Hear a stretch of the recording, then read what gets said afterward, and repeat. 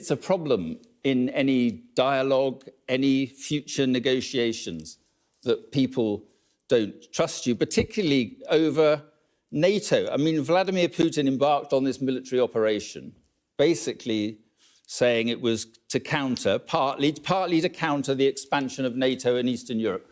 Well, NATO has more troops now in Eastern Europe. Germany is increasing its defense spending. I mean, NATO is stronger now than it was. It's stronger, not weaker.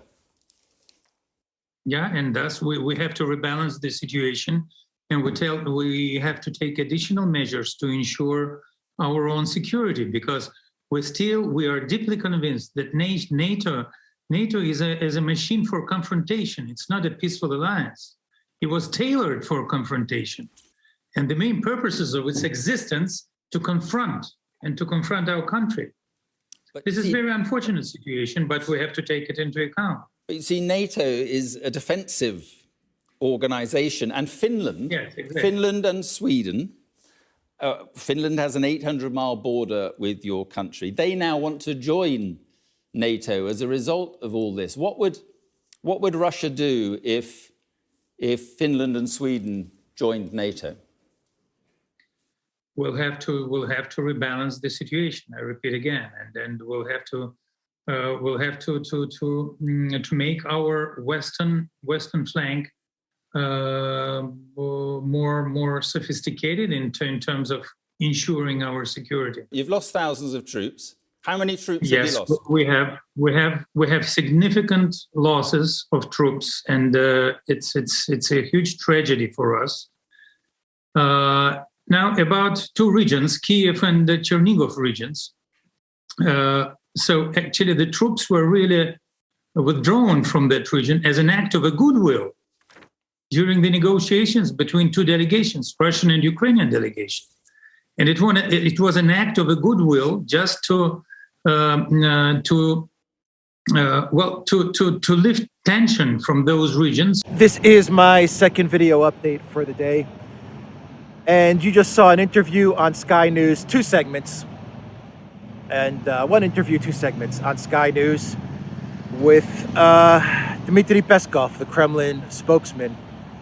And he was given the question about NATO and the conflict in Ukraine, and how, according to the Sky News journalist, how the operation in Ukraine has actually strengthened NATO, and he asked for Peskov's thoughts there.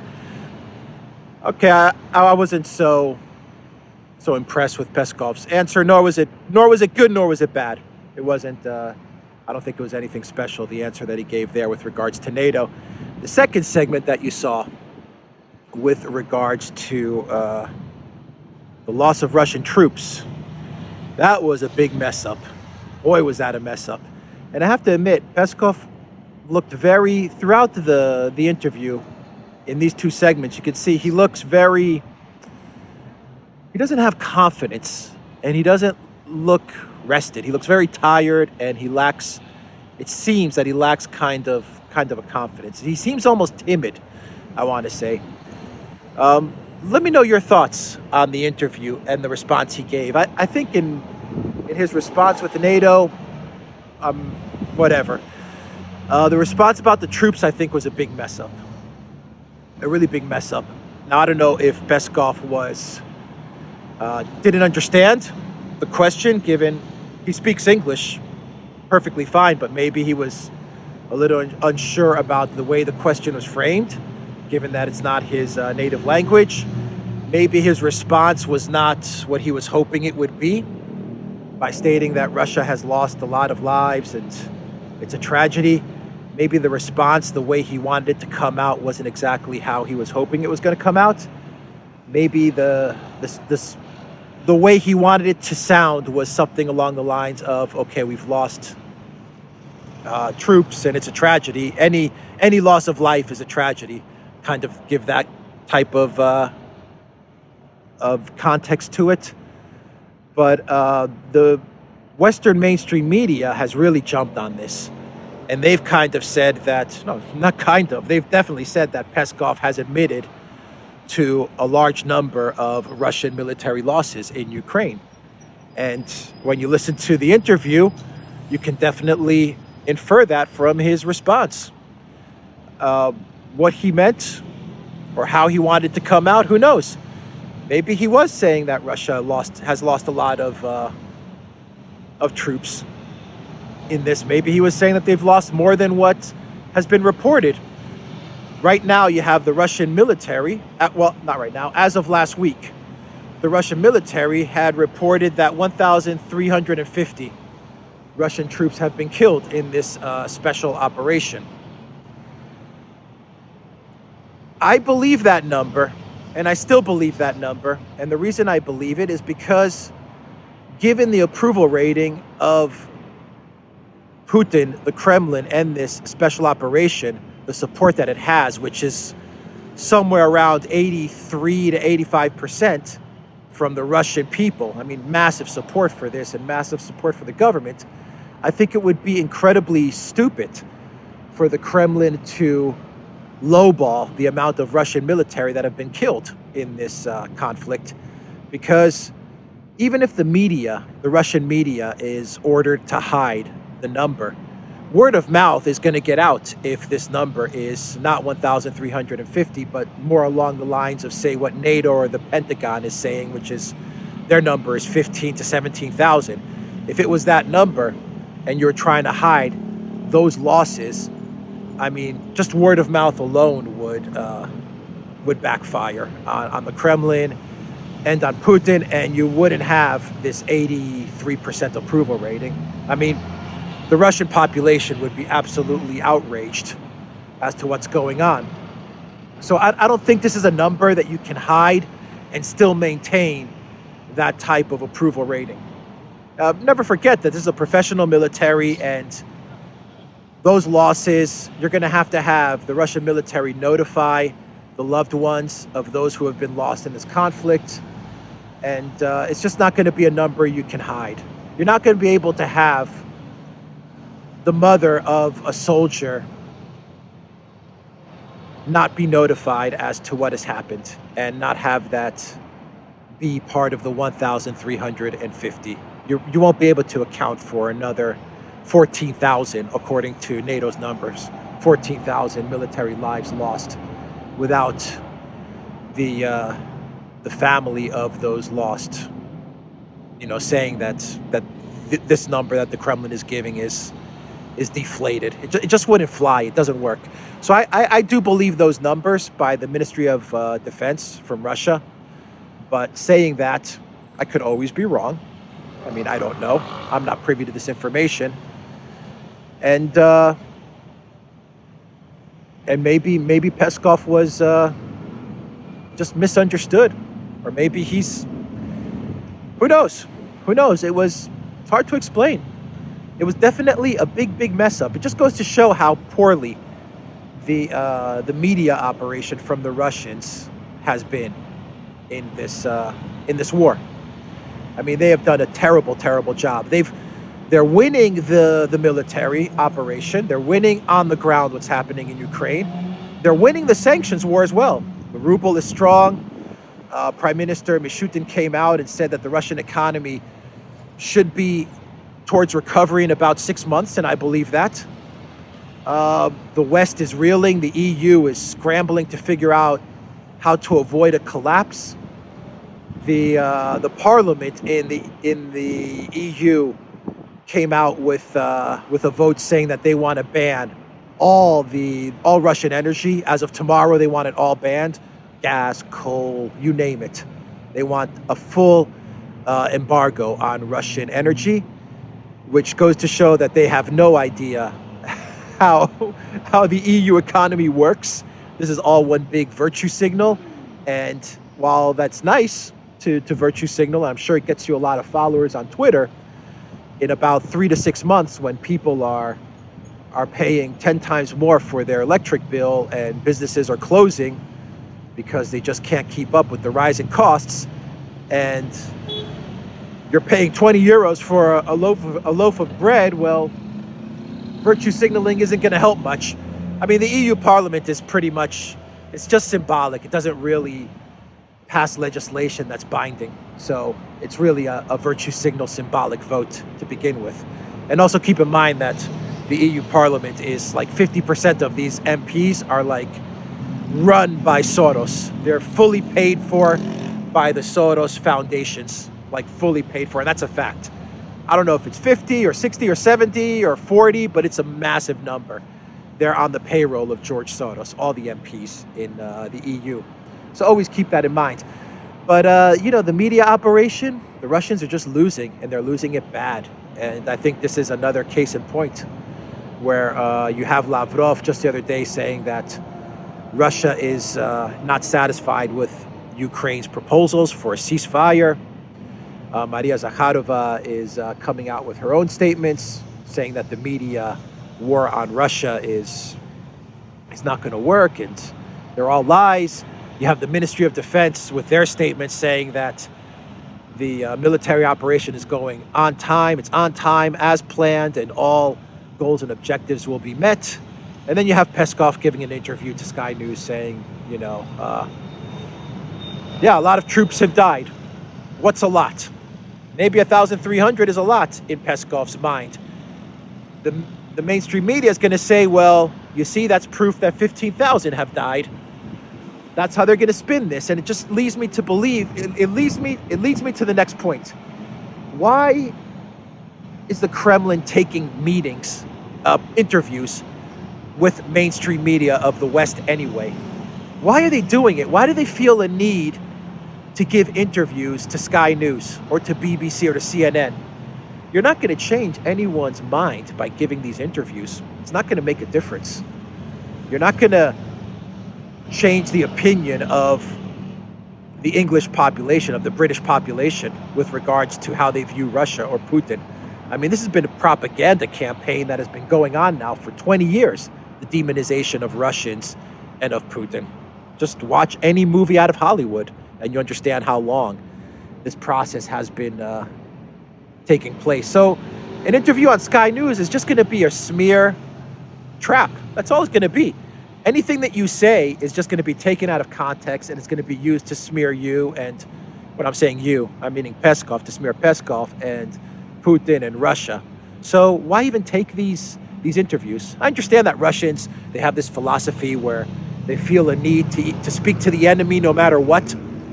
So they have that mindset. We're going to speak to the enemy and our opponents no matter how bad things are. But at this point, why bother? You're not getting anything done, and all you're doing is you're setting yourself up to either misspeak, to take things out of context, for them to take you out of context, and they're just going to smear you at the end of the day anyway. There's nothing you can say that's going to change the trajectory of where things are heading. So I don't understand why they continue to take these interviews. If it was me and I was in the Kremlin press office, I would be like, look, don't bother. Don't call. Don't pick up the phone from the BBC. Don't pick up any calls from CNN. Just ignore them. Let's ignore them and just go about our business, because the media war, we've lost it and we can't compete anyway. Focus on the media war at home, on the domestic Russian market, because outside of Russia, you're not going to win. Focus on India, focus on China, focus on the friendly countries. In the collective West, it's over. I don't want to sound defeatist, but you're not going to compete with American soft power. You're talking Google and Facebook and Twitter and CNN, MSNBC and BBC and Sky News and all of these things. You're not going to compete, especially when they've shut down all of your English-speaking soft power to begin with, which was essentially RT. That was it, pretty much. They've shut that down, so why bother? Anyway,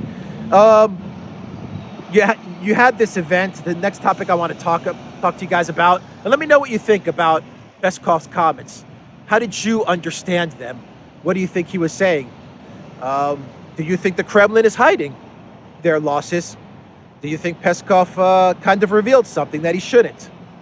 What do you think Russia should do with regards to their media campaign? Let me know. I'm interested to hear people's thoughts on this, because they're winning the war on the ground.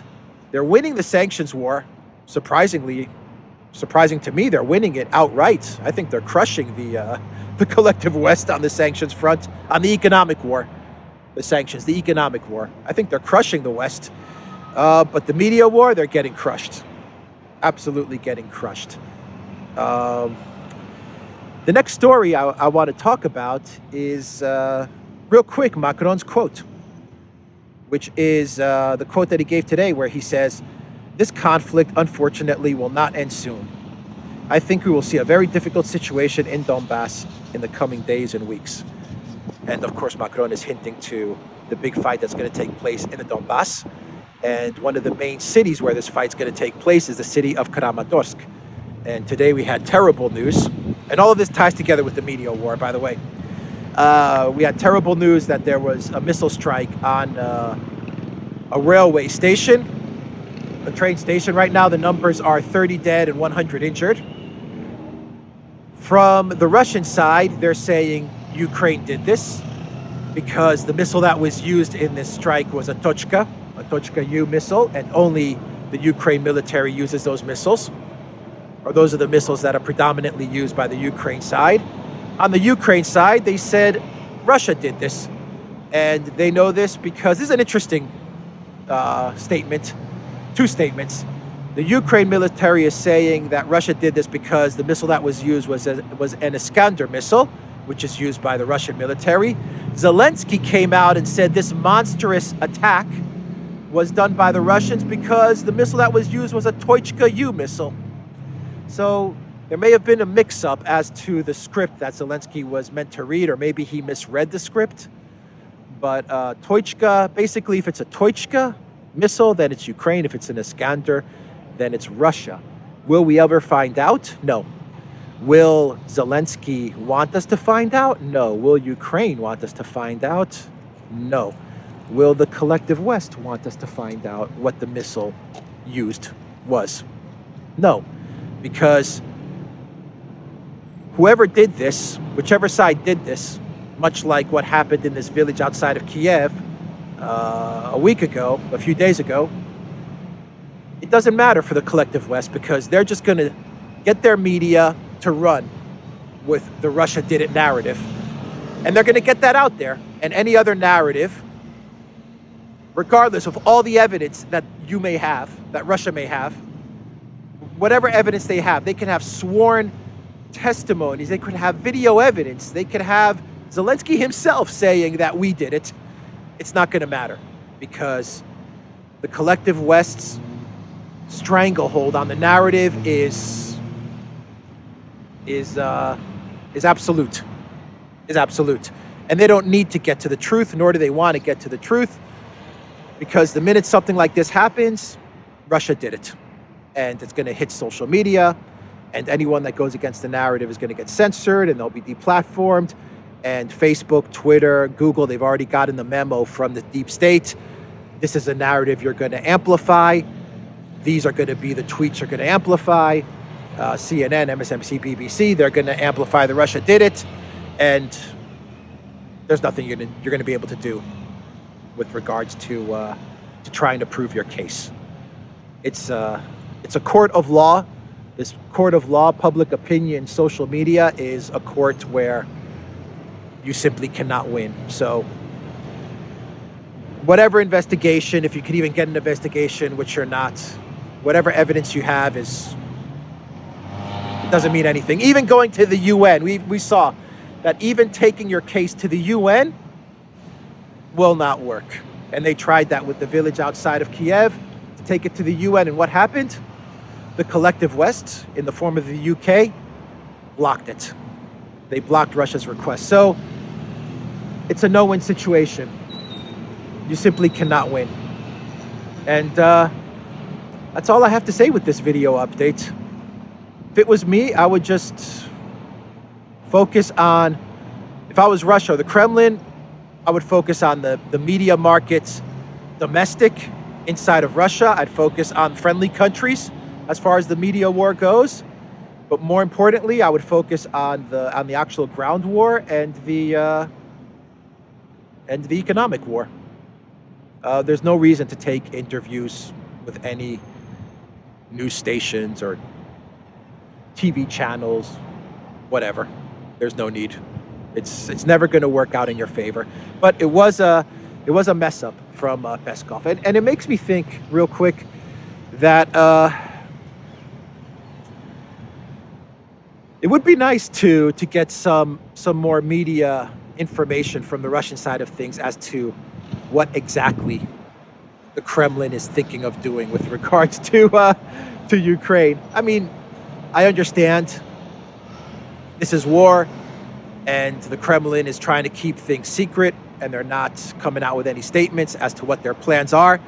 But on the flip side, a lot of people are trying to figure out what exactly is the goal. What is the game plan? How far does Putin want to go?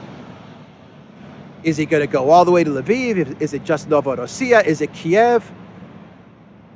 I don't know how you would do it from a media standpoint if you're the Kremlin, but it would be interesting to see if they could somehow give some more insight as to where this is all going. What's the timeline? You see, listen to Macron's statement. Macron's statement is this is going to be going on for a long time. Is there a way that the Kremlin can refute that without giving out too much information? Is it really going to be a long war? Can the Kremlin hint at that without giving too much information? You know, you're going to have this big battle in the Donbass cauldron. How's it looking? What does the Kremlin see with this battle in the Donbass?